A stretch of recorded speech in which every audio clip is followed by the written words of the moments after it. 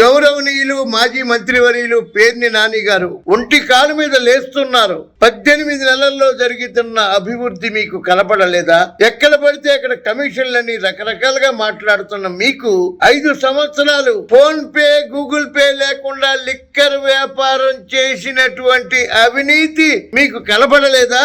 వినపడలేదా?